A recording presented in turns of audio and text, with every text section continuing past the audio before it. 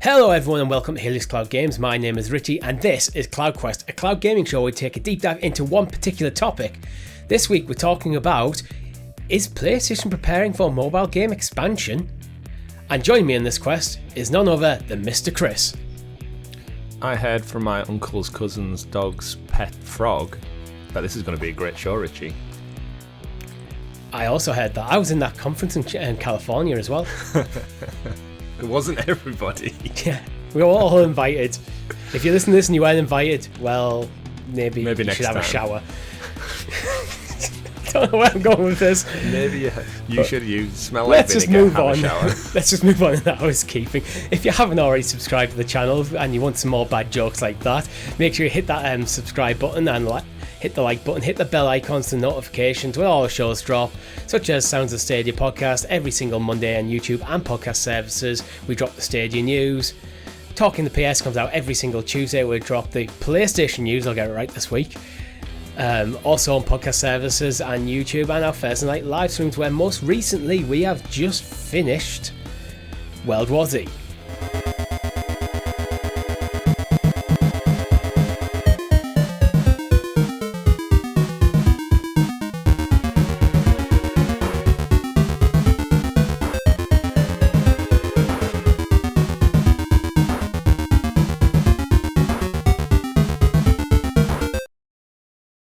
So, Chris, do you have a backbone? I mean, I hope so. That's how I sit upright most days. But Well, you're do not you have- referring to that. No, I'm not. No, I don't. I have a Razer Kishi. Well, do you play PlayStation on your phone? No. Would you like to? Yes, very much so. Well, Sony have got teamed up with Backbone to bring out a PlayStation edition of the Backbone controller for iOS initially. I have some thoughts about that, but that aside, what do you think about this in terms of Sony getting more involved in terms of the mobile phone ecosystem? Well, it surprised me. I think the key part to know is that PlayStation, when they rolled out the new PlayStation Plus subscriptions and all the different tiers, and you get all these games, and a big part of that was moving PlayStation Now into the family with just one subscription, and with that came cloud gaming. Of course, we know all the PlayStation 3 games, some PS4 titles and such otherwise. Recent titles like Stray can be streamed, for example, the PS4 version. And for some reason in my brain, in my mind, I just figured that you would be able to do that on your phone, but PlayStation doesn't do mobile cloud streaming yet. However, we've had some news this week that they've filed some patents for cloud gaming. And with this launch of the backbone for iOS devices, kind of making it seems at the moment like it's focused on remote play, the ability to play your PS4, PS5 games within the same, on your mobile device on the move and stuff, using this officially licensed PlayStation-inspired backbone. I don't think the remote play is the big thing PlayStation are angling for. I think this is setting the scene for an expansion and an overhaul of their cloud gaming infrastructure, because we know Microsoft is committing so much to it. I think 10 million players checked out Fortnite over the last few months, free to play on Xbox Cloud Gaming.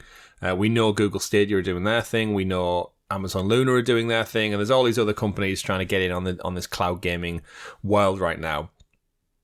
I think this is a big sign that PlayStation are looking to revamp their cloud gaming offerings to kind of not only emphasize that they're a big player in that market, but also it's kind of needed.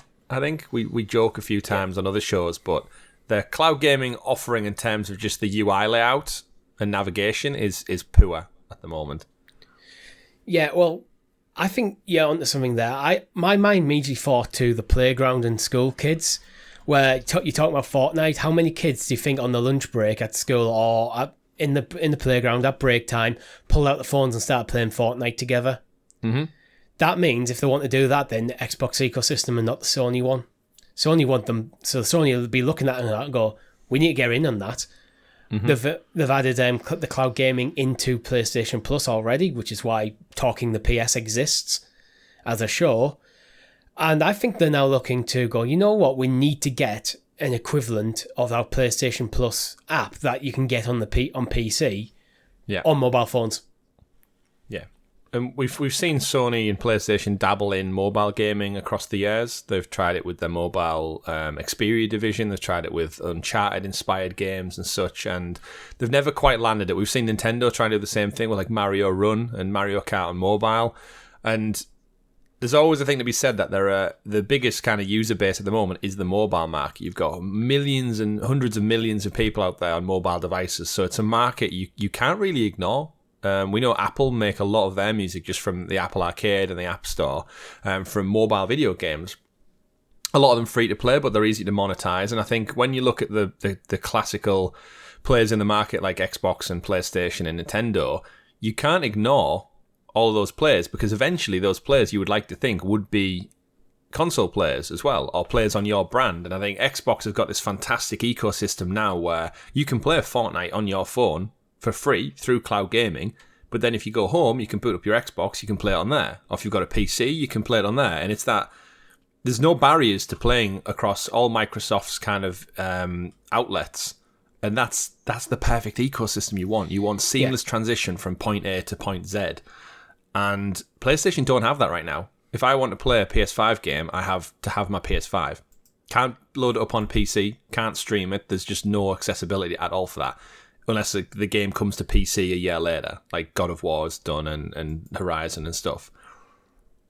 It doesn't have that, so they need to shake up and catch up, otherwise they risk being left behind. And then when people think about playing games on their phone, they think of Sea of Thieves, they think of Gears of War and Halo and Fortnite via Xbox, and that brand awareness goes a long way to when Christmas time comes around and people think, well, they want a console as well, they opt to buy a PC or an Xbox instead, rather than a PlayStation.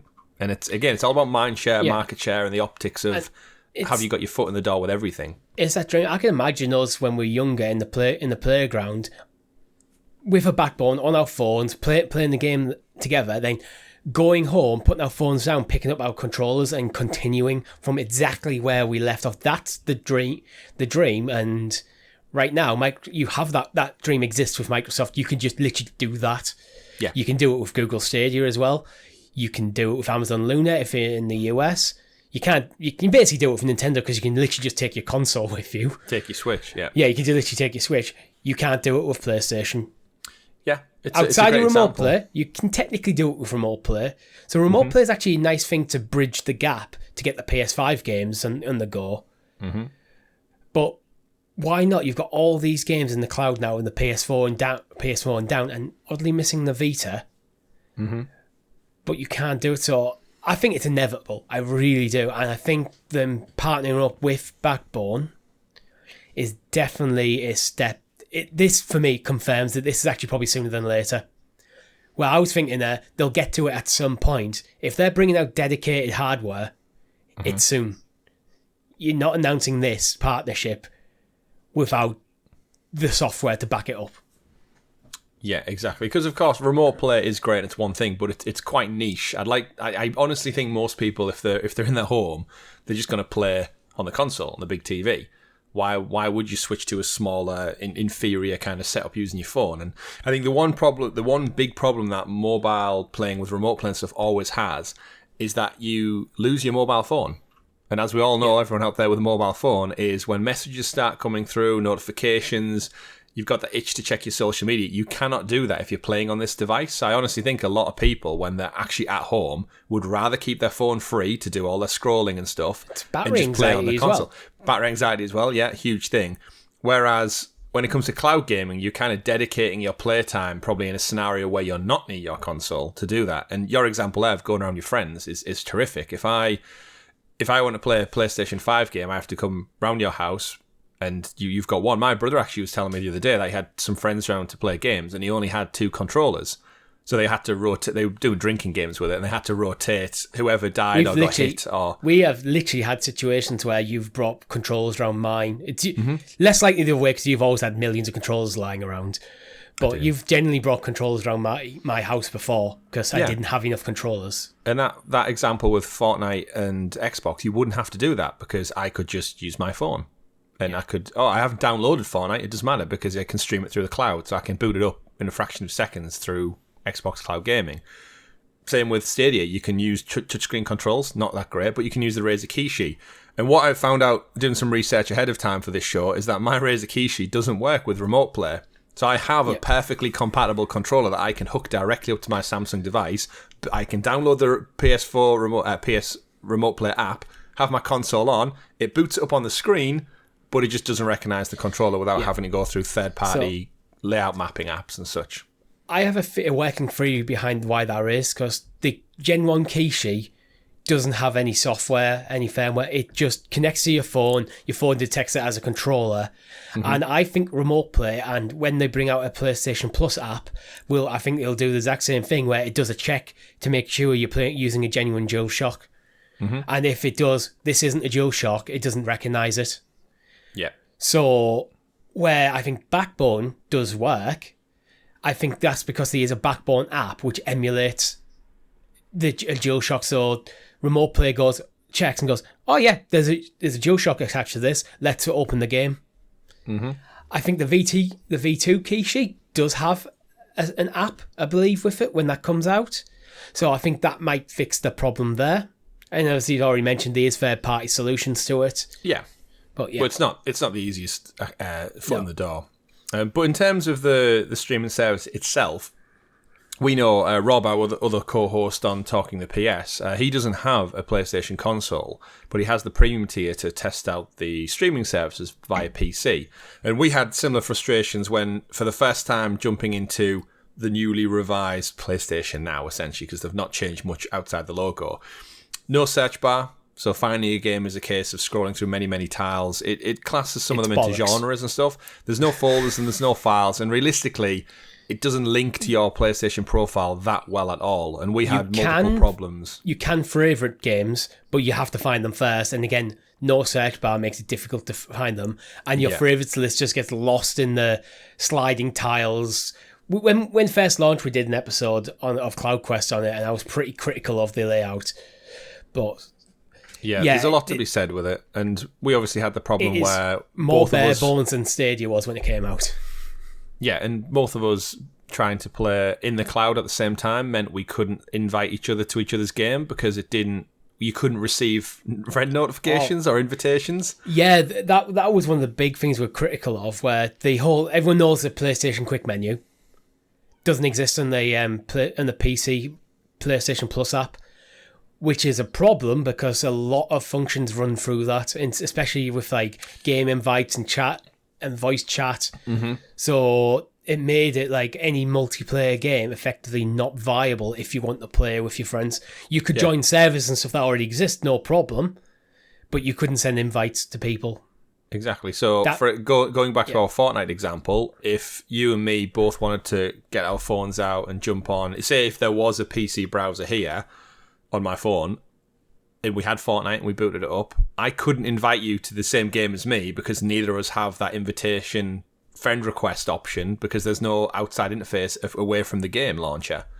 So it does make me think that, yes, Sony will be aware of this. Of course, they were one of the first to market with cloud gaming. PlayStation Now has been around, or had been around, for years using the Gaikai technology, but in terms of the UI and the layout, they've not really done much in the last 7-8 years to improve it beyond the cloud tech. I'd argue early editions of PlayStation Now were a way of getting around the hardware problems with backwards compatibility, especially around the PS3 era games. Still is. Yeah, so they're using cloud gaming to bridge that gap, which I'm absolutely fine with. Yeah. But now it feels like they're pushing forward with it into its own actual thing rather than just, here's a half-assed workaround. Which, I mean, going back to the PS Plus app on PC, it does just feel like a lazy and reluctant implementation. Oh, completely. It's the most minimum amount of work you would have had to do to get the games launching. Yeah. It's like, just whack some artwork up there, that boots up the game, and then it tries to pull a save file from the PlayStation Cloud saves game storage, and it pairs them together, it creates a new file, and that's it. But there's so much more that needs to be done on it. Yeah, I mean, we've already criticised that to hell on an earlier episode of CloudQuest. What I want to focus on is with the phone app when they inevitably bring one out, because I think we both agree it's coming. Mm-hmm. Oh, yeah. It needs to be a full PlayStation experience. Like, not a light PlayStation. It just needs to be a full fat PlayStation experience, as if you were playing on your console. Mm-hmm. Obviously, it's a smaller screen. There's going to be certain limitations, but basic functionality. What I want to do is with that app is hit the button and it's like I'm turning on my PlayStation 5. Mm-hmm. Pretty much look identical. Obviously, I can't download. You won't be able to download games. It's just probably all cloud. Mm-hmm. But just do that. Yeah. It needs to be good. It needs to be very good. And interestingly enough, we know Xbox, of course, is kind of slowly turning into the market leader when it comes to cloud expansion, just from the games library, the accessibility and such. They're very heavily rumoured to be launching a Xbox streaming stick to give a budget-friendly alternative. Obviously, we know the Xbox Series S is selling fantastically well because of probably the price point. And you said many times before, if they launch a streaming stick, that will probably be your first Xbox you've ever purchased. And with Game Pass, that makes that all the more easier, and just to get into hundreds of games for a low entry fee. Do we think PlayStation, once they've got this cloud gaming app and they've kind of refreshed PC components sorted, does that make the next logical step a PlayStation streaming stick? Because at the moment, a PS5 is going to set you back £450, and it's still quite hard to find. £100, £99 for a PlayStation streaming stick? Yes, or they could partner up with another company that already produces one. Maybe like I was going to say Amazon. Stadia. I was going to say Amazon, but they've got Luna. There's obviously Chromecast. Google Weird. You might be able to just get a Chromecast. That would be I'd love that if they just went, the Chromecast with Google TV now supports PlayStation Plus natively. It's like, I don't need to buy another stick. I wish Xbox would do that. Yeah, well, it goes back to that kind of mantra that we've been talking about, doing things like the Sounds of Stadia podcast for nearly 3 years now, and being so laser focused in on cloud gaming more than, like, let's face it, 4 years ago, you and me didn't even talk about it as gamers or friends. We were just quite content with our consoles. And this idea of Google Stadia came along, and then we've seen Amazon Luna, and now we're so engrossed in that ecosystem. We've monitored Xbox, and we've criticised PlayStation for their poor attempt at the PC side of things. Yeah, and it's still in its infancy. And I just think with like LG TVs embracing cloud gaming and the new Samsung Gaming Hub coming out, which has Luna and Stadia and Xbox integrated fully into it, you're kind of just waiting for PlayStation, Nintendo to get on board before everyone's involved. Well, I know it's all well and good us saying it's cloud gaming is in its infancy, because I 100% believe it is. Mm-hmm. I don't think that's fine for a big company like Sony to act like that, because at the moment, cloud gaming is largely stigmatized and with a bit of trepidation and uncertainty from gamers in general and the gaming press in general. Mm-hmm. If the PlayStation Plus app on your phone comes out and it is basically the same as the PC version, people are going to pick it up, journalists are going to pick it up and go, this is shoddy, and then they're not going to touch it for 6 months, a year. Where it needs to come out and it needs to be, this is a definitive PlayStation experience. On my phone, this is amazing. You need that first impression to be good, which is why I'm a bit salty about how bad the PC app is. Because it's like, you need to understand that. You need to understand that, cloud gaming, the journalists are natively going to reach for the negatives with cloud gaming. You're going to get people talking about the latency and stuff, so you need to break that perception of it. And to do that, you can't have the first impression, the first look of it be subpar. Yeah. Especially with a phone app, more so than the PC, in my opinion. Yeah. Well, we know trying to launch something new to the masses is always something difficult to wrap your head around. Like, technology is usually tech enthusiasts. They like the latest stuff. They're willing to try out the craziest things. I remember playing the PlayStation Xperia Playphone back in the day with Crash Bandicoot on it, and it blew my mind that I had a little slidey out PlayStation keyboard underneath my mobile phone. And we've seen the Vita kind of fade away and stuff, but cloud gaming really does empower the tech that not only that you already have, but just the future concepts. And it's funny because looking over on Twitter this past week, we spoke about in the Sounds of Stadia podcast that all the rumours going around about Stadia shutting down again, and thinking like it's so young, and the investment and the opportunity of the gaming industry is only worth more money year on year, and that's why we're seeing all these massive acquisitions and playing into the cloud. And David Jaffe is one of the more outspoken people about cloud gaming. He's the director of God of War and Twisted Metal from back in the day. That's kind of his legacy. People were tweeting at him after that rumoured Google Stadia shutting down article, saying he quoted, streaming would be the norm and native way to play games. And there's loads of people on social media who they've got this such a negative focus on cloud gaming that in their mind, I think they've told themselves that latency ruins the game, the frame rates drop so badly, and these people have either not tested it out yet, or they just live in a poor internet place, which is perfectly reasonable. Yeah. But tweeting at him, and David Jaffe's clarified that, he challenges people to find more than 10% of people who don't understand or believe that streaming games is the future. It is the when in the future that is the debate, but of course, it's the future. I also rooted and paid for Stadia, but I never said it was going to be the streaming king. And this is kind of what we're at now, is that the industry's so wide open for anyone can take this crown as such, because it's new to everyone. Big chunks of the industry, the gamers, the player fan base out there, they don't embrace it. They don't even want to acknowledge it. But neither did people when we said music was going to go streaming. Neither did they when we said video was going to go streaming, or movies. And look where we are now. And I think Stadia's tech has been great. It's been let down by how Google have handled pretty much everything. Mm-hmm. But Xbox Cloud Gaming is generally looked on as fairly favourably, to be honest. Mm-hmm. It seems to dodge the stigmatism of the rest of cloud gaming, and I think that is one because of the implementation of Game Pass. Yeah, you got things like you already had a Xbox key right pretty much from day one. Yep. And although there was negative sides of it, the experience was generally good. So, and then they've continued to vocally support it and vocally upgrade the service. So if you're a journalist who's skeptical, you can see that roadmap of how it's improving. So you're going, oh yeah, it's not great now. It's good enough for quite a lot of experiences. Mm-hmm. It could be better in some, especially that fast Twitch experiences. Yeah. But this is getting better and better and better, and it's going forwards. Like, you can see that roadmap, and that is why I think, coming back to the Backbone PlayStation Edition, when they bring out that PlayStation Plus app on your phone, it needs to be more like how Xbox is being received rather than how Stadia is being received. People need to get you need to have people go, wow, this is the mobile PlayStation experience that I've dreamed of having. Yeah.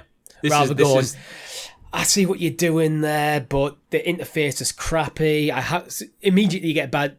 With the PC app, you have a bad impression of the experience before you've booted the game. Yeah, definitely. That can't be there, is it happening? Yeah, it needs to be the Vita 2. Yeah. Like, when you connect your Backbone to your phone and boot up whatever the PlayStation app looks like, it needs to look like, oh shit, this is the Vita I've always wanted. I can now play all of these top AAA games in the palm of my hand seamlessly. And if it's not that, you're right, it does immediately pull the rug out from under you, where it's like, it's not as good, I'll go back to my console. You stick with the devil that you know. Everyone who loves the Vita, everyone who loves the PSP, everyone who loves gaming on the go, I mean, it's huge in Japan. Everyone loves a Switch. You need to be selling it to these people as an experience that is getting close to how good the PS5 is, obviously just in a smaller form factor, and the physical size of your screen is going to have limitations. Oh yeah, definitely. But that's, again, it has to be good enough. Doesn't have to blow your mind, doesn't have to make you put your PlayStation 5 in the bin immediately. It just needs to passable enough for portable play. And back to what you were saying about Xbox is, I think Xbox has kind of got a good, a free pass, not a game pass, because it's almost seen as a supplement to the Xbox ecosystem. Yeah. Stadia doesn't have that benefit. Luna doesn't have that benefit. It is the system. It is the core platform. Does have that benefit though. It does, but they also ruined it by PlayStation now lamenting in whatever that was for 7-8 years. Yeah. And now obviously they've merged it with PS Plus to kind of give it that rejuvenated life. And yeah, everyone wants in on this cloud gaming market, and people like David Jaffe and us and stuff are like, yeah, it will be the future because tech is getting more expensive, people's budgets are getting more constrained, and who has £400 to drop when the next generation console comes out and a PS6 and an Xbox whatever costs upwards of £600, $600, $700? it just starts to become unfeasible, especially for families out there and people who maybe don't have the spare cash. But you know what? If you want to play the latest games, you can do that using a $9.99 subscription and the tech you've already got. Yeah, that's the answer. I also want to point out one of the reasons I'm getting even more optimistic about this is PlayStation are trialing out 1440p support. Yep. And when you think about it, when it comes to pixels, 4K is the biggest like marketing beat. But actually, for a lot of use cases, unless it's a massive TV on your wall in your living room, 4K isn't that necessary especially on smaller screens. 1440p is a lot easier to render. Mm-hmm. And in a lot of cases, it's not the difference between 1440p and 4K isn't that noticeable. Like, it's why 1440p tends to be the king in the PC space. When you're closer to your screen, you got a smaller screen. Phones typically are more, I think, are they more 1440p than 4K? I think they're probably not, but I think it's probably more marketing than anything. But as people become more concerned about things like battery life and power, like, well, yeah, it's a 1440p screen. You're not going to notice the difference, but it's going to save you a lot of battery, help provide your battery life. Yeah, I can see that being a thing. Yeah, a lot of the big focus on top-end mobile devices at the moment is refresh rate. We're getting to a point where all the top-tier ones are now coming out with like 120 Hz refresh rate, which is what you want for playing video games, essentially. Yeah, as a rule of thumb with refresh rate, it's kind of you want basically double what the game's getting rendered at is to get the best experience. Yeah, well, we know that's what cloud gaming has to do. We know Stadia do that. They render it at a higher frame rate because we know it loses some in the stream quality. So again, it all kind of lends into it. But again, technology always going to get better. People out there who don't believe in cloud gaming because of the latency and lag and whatever. I've said, how many times which I've said on our multiple shows is that your internet is not going to be worse in several years' time than it is now, unless you obviously move house to a different area. So therefore, cloud gaming will naturally get better every single year on year as your ISP provider improves.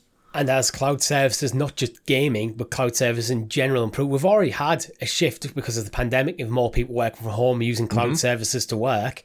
ISPs are going to have to change their practices and start providing better upload speeds because I know the UK are crap for upload speeds. Like, you can get gigabyte down, but you might only get 40, 50 up, which for cloud services isn't ideal, especially if you're transferring large files. So they'll have to sort that out. Data caps in countries that have them, they'll become, truly believe they'll become a thing of the past. Because it'll go the way for mobile phone contracts where they'll start offering unlimited data packages and then slowly phase out the other ones. They will. People who can't remember, you used to get limited minutes and texts on your phone. 100 minutes, coverage. 250 texts. That went. And coverage, especially in rural areas, like governments will start legislating for that because it'll become vote winners. It's like, if you live in a rural area and it's election time and you're big into gaming, you're big into cloud gaming, or you use cloud services for work or whatnot, you're having a terrible experience with your ISP, and up comes Mr. Politician saying, vote for me and I will sort this out. This will move, culture will change around this. Yeah, and let's not forget as well, your broadband, your internet infrastructure might not be great, but at the same time, 4G, 5G is always expanding. Starlink is still a thing. Like, satellite internet is becoming like more a tested and tried method in rural areas, countryside, whether that's just for emergency services or it's actual commercial use. It's always going to get better. And yes, the entire world is covered in signals and Wi-Fi right now. And if you're a gamer or you're looking to stream, it's only going to get better. So do I think PlayStation are looking to finally put their full foot in the door with a refresh in improving mobile play? Yeah, 100%. I think it was only a matter of time, and I don't think they can sit on the sidelines for that much longer when Google are investing, Microsoft are investing, Amazon are investing. They're going to be left out in the cold if they're not too careful, and they will miss out on that mobile gaming market because everyone's going to start associating playing on the move with Xbox and Game Pass on Nintendo and the Switch, and they ain't putting out another Vita anytime soon, it looks like. So your next opportunity is, as we said, get the spiritual successor to the Vita in a brand new PlayStation Plus app on your phone that is seamless and works fantastic. Let me play God of War, Last of Us, Horizon on my phone seamlessly wherever I am using the tech I have. That's the winner. Yeah, I I don't usually like ending on a negative note, but I'm going to. I want to talk a bit very quickly about the price of the Backbone and the Kishi for that matter. You had to go there, didn't you? I do, because it's a major flaw. I really do believe it's a major flaw in these things being adopted, and it impacts how cloud gaming gets adopted. But very quickly, on Amazon right now, you can buy a DualSense controller for $56.99, which is what you expect for a first-party controller with pretty much the best tech in the industry right now in it. Mm-hmm. The Backbone's £100. It's double the price, I think, of what it should be. I don't think the Kishi or the Backbone or any other third-party controller should be topping the £50 mark. Because if you think you're a kid and you ask for a Backbone from your parents, if your parent went into a shop, looked at a Backbone as £100 to tell you, get stuffed. Yeah, but what is it? They're hammering their own sales by this. This is the frustrating thing. They're overpricing it. They're pricing it as tech enthusiast gear when this needs to be priced for mass market. Yeah, because you're right. Yeah, we've said this time and time again, but realistically, your Kishi is a little bit of elastic rubber holding together some buttons, which are fine. Yeah, they're not good. They're fine. They're usable. Yeah. But the internals of these devices are they're not that detailed. There's no rumble functions. There's no haptic triggers or feedback. I think the Kishi is like the Gen 1 Kishi. I haven't used it. I touched the Gen 2 one. I think it's like a half step up from a Mad Catz controller in terms of how it feels. I don't think the Kishi feels great at all. I really don't. Respect to Mad Catz. Yeah. But either way, hopefully the Backbone version 2, Xbox, whatever, iPhone version and the Android one that will soon follow will hopefully launch anew with PlayStation Cloud, and it'll be compatible with Xbox Game Pass and Stadia. And you know what, one day, Richie, we might even get a Stadia version of these. You know what? I'd love to see it. You know what I'm going to be doing with the PlayStation Backbone controller when it drops? I'm going to be keeping it. Not buying it. I'm going to be keeping an eye out for like package deals where you can guarantee there's going to be an Xperia deal where you get a Backbone with it. Oh yeah, you buy Sony Xperia X1 Pro, whatever the naming convention is up to now.